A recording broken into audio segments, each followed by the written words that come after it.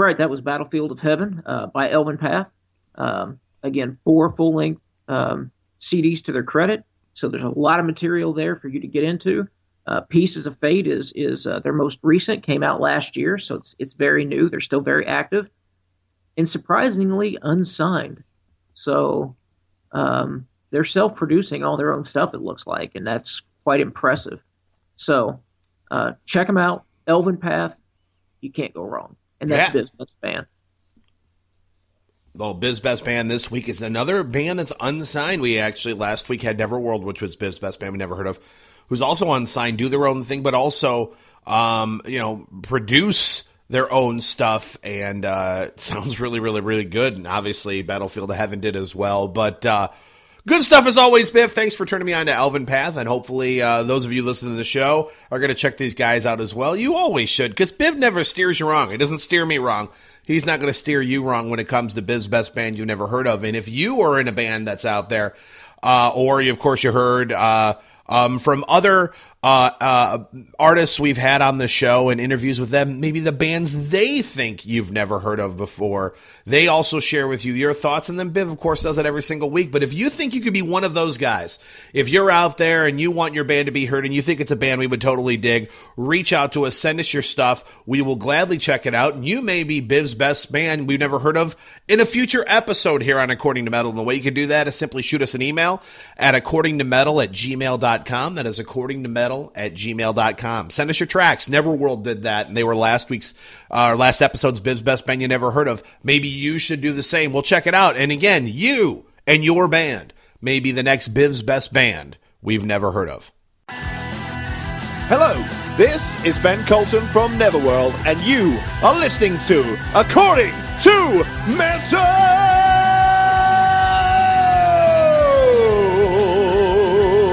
Thank you.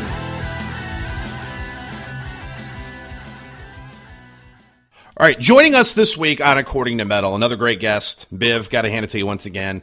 Getting the guys we definitely want to talk to and we want to make sure that you hear from as well. And he doesn't even know this yet, or I don't think he does, but little does he know that the band he's in actually made According to Metal history by being the first band to get a perfect score in an album review. He didn't even know that yet, but he knows it now. But joining us on the program, and if you're an According to Metalhead, you may know what band we're talking about. But joining us on the program is Eli Santana from the amazing band Holy Grail.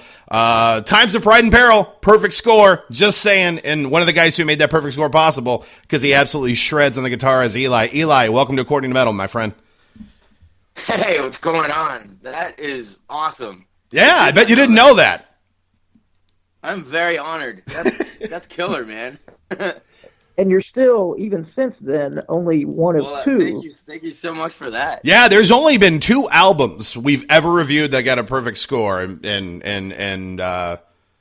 guys were the first with Times of Pride and Peril, an amazing album. Dude, that's awesome. I'm glad we that can makes make up for tonight. some of the pain and anguish of making that record. I bet.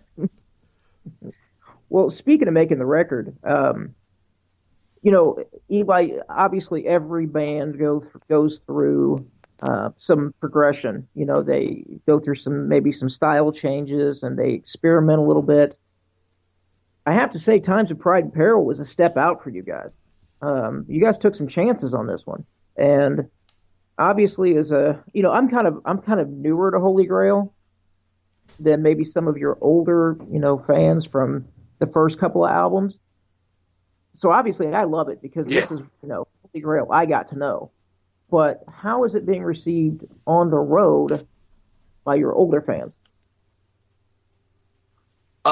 It's actually pretty well. We were kind of wondering that. We'll still get people who are like asking for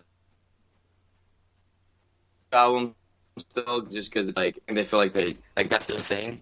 But no, it's like all the new stuff is gone over really well, like just as well as like kind of our classics in the set. And that's because we tried out a couple of songs before releasing the album, and at first people are just like not sure what to make of it. But now that the album's out, it's just they get we actually just played last night in LA, kind of like our home upcoming show after this couple weeks of tour, and it was all the new stuff went over just as well as all the other stuff. Like we played the song "Descent into the Maelstrom," and we had like a pit going, just like it was like Fight to Kill or Last Attack, and I was just I think that's a good sign.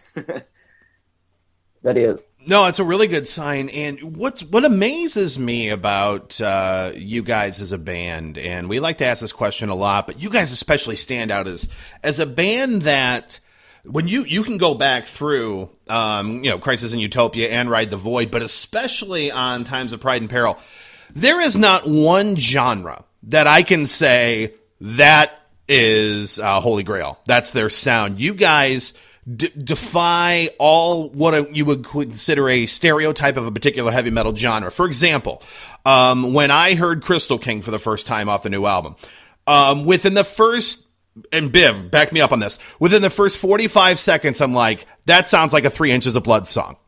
Like, totally. And especially, from a vocal standpoint, it even sounds like Cam Pipes in the beginning. It sounded to me like a 3 Inches of Blood song, but then you go to the next track, and then just song after song on the album, they're just entirely different. There is no genre I could even pin on Holy Grail, but I'm going to ask you, since obviously you're in the band, if you had to describe what genre you're in, how would you do that? Or are you better off feeling, you know what, screw a genre, I don't really care, we're a metal band, and here's kind of where we are? I'm just curious your thoughts on that. Yeah, you kind of nailed it there at the end. It was, if we were just to say what our genre is, it's just heavy metal. Nice. And, we definitely like more, we wear our influences on our sleeves, but we definitely favor certain eras, but it's just heavy metal. And the fun thing is that you can kind of like cherry pick your favorite parts from like, all these different subgenres. But I think right off the bat, we definitely didn't want to be thrown into the whole like retro thing that we did at first, and so we kind of like right off the bat we're already pissing people off by having elements of death metal and kind of ramping up the shredding over some of like the classic metal, it's kind of just been freeing, and we wanted to kind of distance ourselves from any subgenre like as soon as we could, just because we love all metal, and the whole like retro thing was just kind of didn't feel right, because then you had to pretend like, you've never heard Cannibal Corpse or any Pantera or anything. It's just like, yeah. Well, good for you, man. I always, heavy metal. Yeah, I always give props to bands who aren't afraid to, step outside the box and say, you know what, this is the music we play. And this is the, you can put us whatever category you want, but screw you, we're not going to play it safe. We're going to play the stuff that we want to play.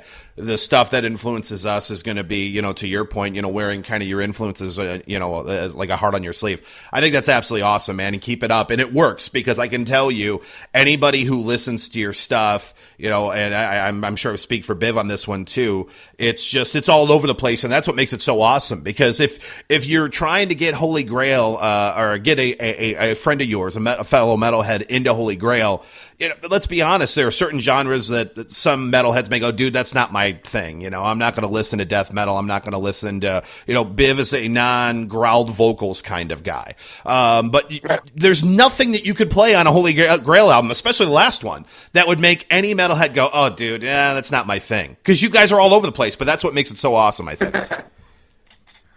Yeah, we kind of went full kitchen sink style on the last one. It's awesome, man. On the last track, which was a lot of fun, because we've been trying to we always try to focus on songwriting first and foremost, and really trying to like edit ourselves and not just be like, well, it's great because I wrote it and we have to keep it in there, and a song 7 minutes for no reason. Right.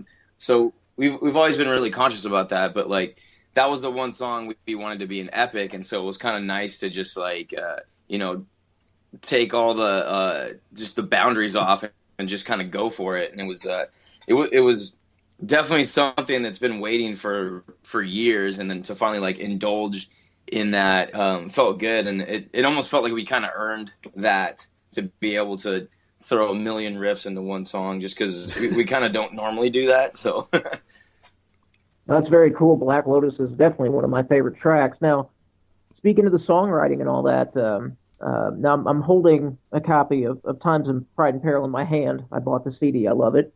But when you guys, we talked a few minutes ago about how there's so many different genres going on. And a lot of bands, when they try that, it doesn't work because it just seems schizophrenic. But these 10 tracks all seem, even though they're completely different, they all seem to fit together. How did you do that from a songwriting standpoint? Did that happen by accident? Were there songs left on the editing room floor? I mean, tell us a little bit about the process.